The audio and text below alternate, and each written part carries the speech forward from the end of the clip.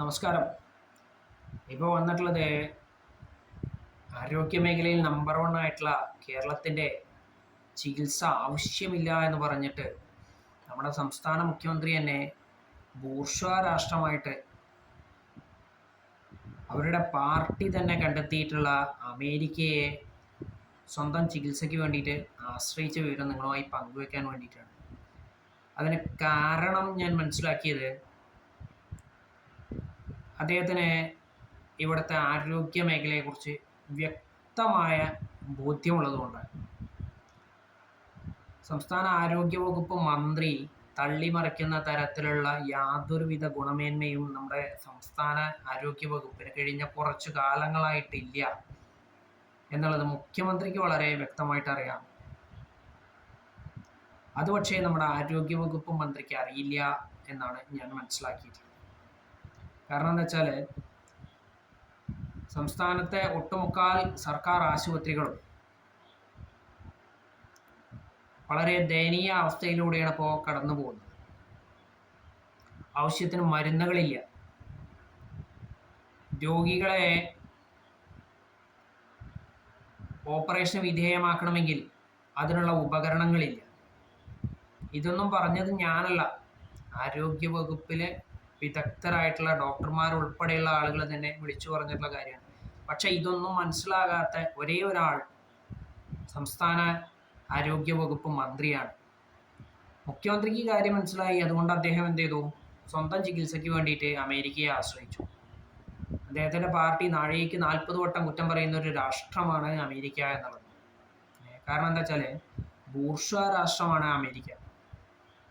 പക്ഷെ അദ്ദേഹത്തിന് പഥ്യം അവിടുത്തെ ചികിത്സയാണ്. നമ്പർ വൺ ആരോഗ്യ കേരളത്തിൻ്റെ ചികിത്സ അദ്ദേഹത്തിന് ആവശ്യമില്ല എന്നാണ് അദ്ദേഹം ഇത്തരം പ്രവർത്തനങ്ങളിലൂടെ നമുക്ക് തന്നെ മാതൃകയായി കാണിച്ചു തരുന്നത്. 2-3 ദിവസം മുന്നേ അദ്ദേഹം പറയണ്ടായി, ആരോഗ്യവകുപ്പിലെ ഒരു ഡോക്ടർ ഒരു സത്യം വിളിച്ചു പറഞ്ഞപ്പോൾ അതിനെ പല ആളുകളും വളച്ചൊടിച്ചുകൊണ്ട് നമ്മുടെ ആരോഗ്യ മേഖലയെ താറടിച്ച് കാണിക്കാൻ വേണ്ടി മാത്രം ഉപയോഗിച്ചു എന്നുള്ളത്.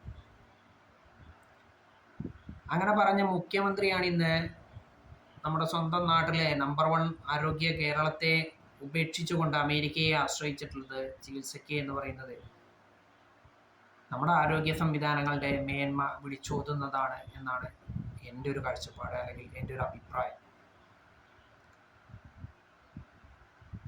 എങ്ങനെയൊക്കെ പോയാലും മന്ത്രിമാർക്കും അല്ലെങ്കിൽ മറ്റ് ഉന്നത ഉദ്യോഗസ്ഥർക്കും ഒക്കെ സൗജന്യമായിട്ടുള്ള ചികിത്സ ലോകത്തിൻ്റെ ഏത് മൂലയ്ക്ക് നിന്നും കിട്ടും. കാരണം ജനങ്ങളെ നികുതിപ്പണമാണ് അതിനുള്ള ആശ്രയം, അല്ലെങ്കിൽ അവർ ഉപയോഗിക്കുന്നത് അതാണ്. സ്വന്തം പോക്കറ്റിലെ കാശ് എടുത്തിട്ടൊന്നും അവരെ കൊണ്ട് ചികിത്സയ്ക്ക് തയ്യാറാവാൻ പറ്റില്ല എന്നതാണ് യാഥാർത്ഥ്യം, അല്ലെങ്കിൽ അവരിത് ചെയ്യില്ല. എന്നിട്ട് തള്ളി മറിച്ചു നടക്കും നമ്മുടെ ആരോഗ്യ മേഖല നമ്പർ വൺ ആണ്. എവിടെ? നമ്മുടെ സർക്കാർ ആശുപത്രികളിൽ മരുന്നുകളില്ല. കാരണം എന്താ അറിയോ? കുടിശ്ശിക വരുത്തിയിട്ടുണ്ട്. സർക്കാർ ഇതുവരെ പണം കൊടുക്കാത്തത് കൊണ്ട് തന്നെ ഒരു കമ്പനികളും ഇപ്പോൾ നിലവിൽ മരുന്ന് കടം കൊടുക്കാൻ തയ്യാറല്ല. ആശുപത്രികളിലേക്ക് മരുന്ന് സപ്ലൈ ചെയ്യാൻ മരുന്ന് കമ്പനിക്കാർ തയ്യാറല്ല. അവർക്ക് കോടികളാണ് കിട്ടാക്കടമായിട്ട് കിടക്കുന്നത്. സംസ്ഥാന സർക്കാർ ഇപ്പോൾ അത് കൊടുത്തു തീർക്കും എന്നുള്ളൊരു വിചാരം അവർക്ക് പോലും ഇല്ലാണ്ടായിരിക്കുന്നു. എന്തിന്? സർക്കാരിന് കീഴിലുള്ള മരുന്ന് കമ്പനി പോലും ഇപ്പോൾ സർക്കാരിന് മരുന്ന് കൊടുക്കണോ വേണ്ടിയോ എന്ന് ചിന്തിക്കേണ്ട അവസ്ഥയിലേക്ക് കാര്യങ്ങൾ എത്തിച്ചിട്ടുണ്ട് നമ്മുടെ ആരോഗ്യവകുപ്പ്. നമ്മുടെ ആരോഗ്യമന്ത്രിയാണെന്നുണ്ടെങ്കിൽ ഈ പറഞ്ഞ പ്രശ്നങ്ങളെയൊക്കെ നിസാരവൽക്കരിച്ചുകൊണ്ട് ഒരു മനുഷ്യജീവന് പോലും നിസാരവൽക്കരണമായിട്ടുള്ള സമീപനത്തോടുകൂടി പ്രസ്താവനകൾ അടിച്ചിറക്കുന്ന വ്യക്തിയാണ് എന്നുള്ളത് വളരെ വേദനാജനകമായിട്ടുള്ളൊരു കാര്യം തന്നെയാണ്. സ്വന്തം വകുപ്പിൽ എന്തൊക്കെ നടക്കുന്നു എന്നുള്ളത് അവർക്കറിയില്ല എന്നാണ് ഞാൻ മനസ്സിലാക്കിയിട്ടുള്ളത്. സ്വന്തം വകുപ്പ് എത്രത്തോളം അധപ്പതിച്ച് ഇരിക്കുകയാണ് എന്നുള്ളത് അവരൊന്ന് മനസ്സിലാക്കണം. അവരുടെ മുന്നേ ഈ വകുപ്പ് കൈകാര്യം ചെയ്തിരുന്ന വ്യക്തി ഇതിനേക്കാൾ മികച്ച രീതിയിൽ ഈ വകുപ്പ് കൈകാര്യം ചെയ്തിരുന്നു എന്നുള്ളത് ഈ അവസരത്തിൽ നമ്മൾ വിസ്മരിച്ചുകൂടാ. എന്തൊക്കെ പ്രശ്നങ്ങൾ ഉണ്ടായിട്ടുണ്ടെന്നുണ്ടെങ്കിലും നിലവിലെ ആരോഗ്യമന്ത്രിയേക്കാൾ എത്രയോ മികച്ച പ്രകടനമായിരുന്നു അല്ലെങ്കിൽ പ്രവർത്തനമായിരുന്നു ഇതിനു മുൻപത്തെ ആരോഗ്യ വകുപ്പ് മന്ത്രി കാഴ്ചവെച്ചിരുന്നത്. അതായത് തൊട്ടു മുന്നേ ഈ വകുപ്പ് കൈകാര്യം ചെയ്ത വ്യക്തി നിലവിലെ മന്ത്രിയേക്കാൾ തരക്കേടില്ലാത്ത രീതിയിൽ ഈ വകുപ്പ് കൈകാര്യം ചെയ്തിട്ടുണ്ടായിരുന്നു. ആ സമയത്ത് നിപ്പ ഉണ്ടായിരുന്നു, കോവിഡ് ഉണ്ടായിരുന്നു, മറ്റു പലതരം പകർച്ചവ്യാധികൾ ഉണ്ടായിരുന്നു. എങ്കിലും അവർ കുറച്ചുകൂടി സീരിയസ്നെസ്സോടുകൂടി തന്നെ ഈ വകുപ്പ് കൈകാര്യം ചെയ്തിരുന്നു. ഒരിക്കലും അലംഭാവം കാണിച്ചിട്ടില്ല എന്നൊന്നും ഞാൻ പറയില്ല. പക്ഷേ കുറച്ചെങ്കിലും ഉത്തരവാദിത്ത ബോധം അവർക്കുണ്ടായിരുന്നു എന്ന് വേണം. അല്ലെങ്കിൽ അതാണ് നിലവിലെ ആരോഗ്യ വകുപ്പ് മന്ത്രിയുടെ പ്രവർത്തനത്തിൽ നിന്നും ഞാൻ മനസ്സിലാക്കിയിട്ടുള്ളൊരു കാര്യം. പിന്നെ പല സർക്കാർ ആശുപത്രികളും പ്രവർത്തിക്കുന്നത്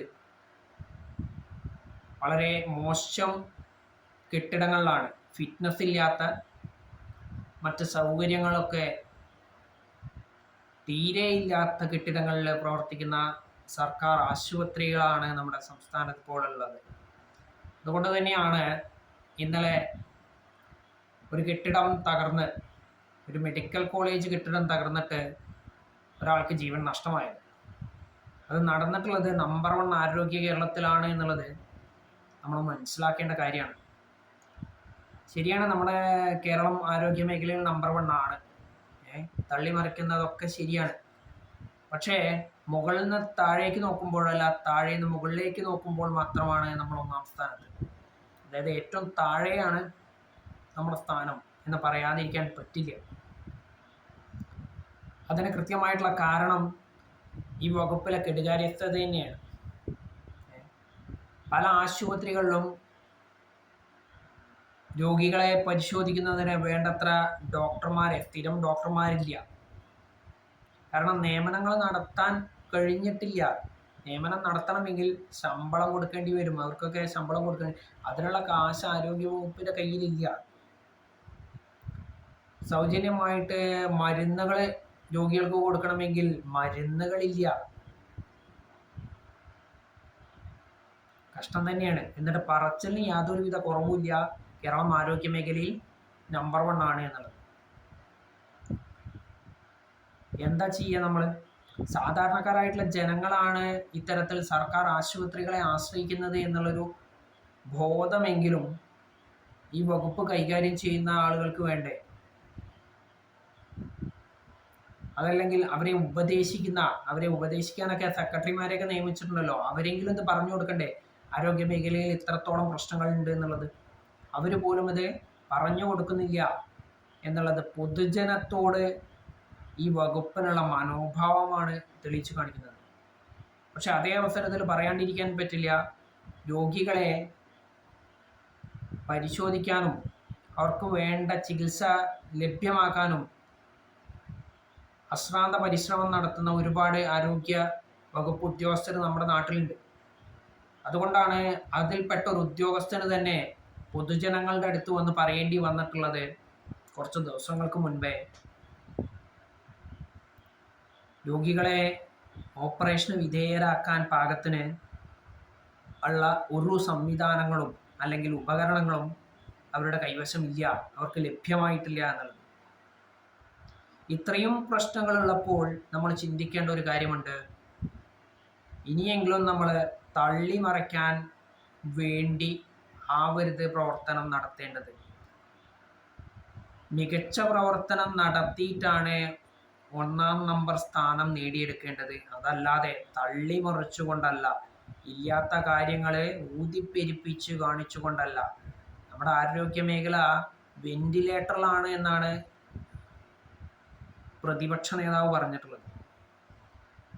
അദ്ദേഹത്തെ ഞാൻ തിരുത്താൻ ആഗ്രഹിക്കുകയാണ്. അതുപോലെ തന്നെ നമ്മുടെ ആരോഗ്യമന്ത്രി പറഞ്ഞാണ് നമ്പർ 1 കേരളമാണ് ആരോഗ്യ മേഖല. കേരളത്തിൻ്റെ സ്ഥാനം 1-ാം നമ്പറാണ് എന്ന് മന്ത്രി പറയുന്നു. കേരളത്തിൻ്റെ ആരോഗ്യ മേഖല വെന്റിലേറ്ററിലാണ് എന്ന് പ്രതിപക്ഷ നേതാവും പറയുന്നു. ഇവർ രണ്ടുപേരെയും ഞാൻ തിരുത്താൻ ആഗ്രഹിക്കുകയാണ്. കേരളത്തിൻ്റെ ആരോഗ്യമേഖല മോർച്ചറിയിൽ കിടക്കുകയാണ്. നിലവിലെ അവസ്ഥയിൽ അത്ര മാത്രമേ പറയാൻ പറ്റുള്ളൂ.